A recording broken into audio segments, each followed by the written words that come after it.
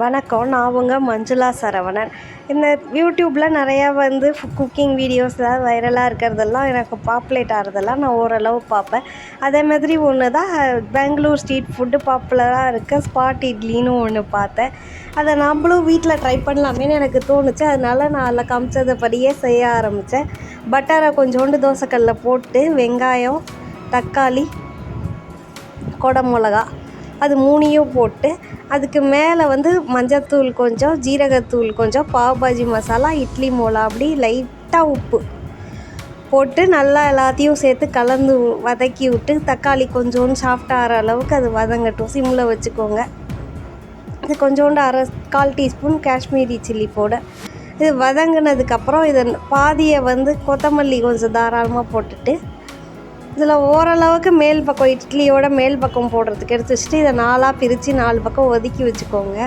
அதுக்கப்புறம் தோசை மாவு இதில் என்னோடது கொஞ்சம் தண்ணியாக இருந்துருச்சு. அதனால் இது இட்லி மாதிரி அப்படியே ஒரே ஷேப்பில் நிற்கலை. நீங்கள் இன்னும் கொஞ்சம் கெட்டியான மாவு வச்சு ட்ரை பண்ணிங்கன்னா கண்டிப்பாக நல்லா வரும். இது இப்படி வச்சுட்டு ஒரு சின்ன கிண்ணமத்தை வச்சு அந்த தட்டு இட்லி மேலே படாமல் இருக்கிறதுக்காக ஒரு தட்டை வச்சு மூடி கொஞ்சம் நேரம் வேக வைங்க. ஒரு 2-3 மினிட்ஸு 2 மினிட்ஸு சிம்மில் வேக வச்சிங்கன்னா கரெக்டாக இருக்கும். நான் ஒரு தடவை நடுவில் எடுத்து பார்த்தப்ப ஒரு இடத்துல இட்லி மாவாக தெரிஞ்சுது. அதனால் லைட்டாக சுற்றி விட்டுட்டு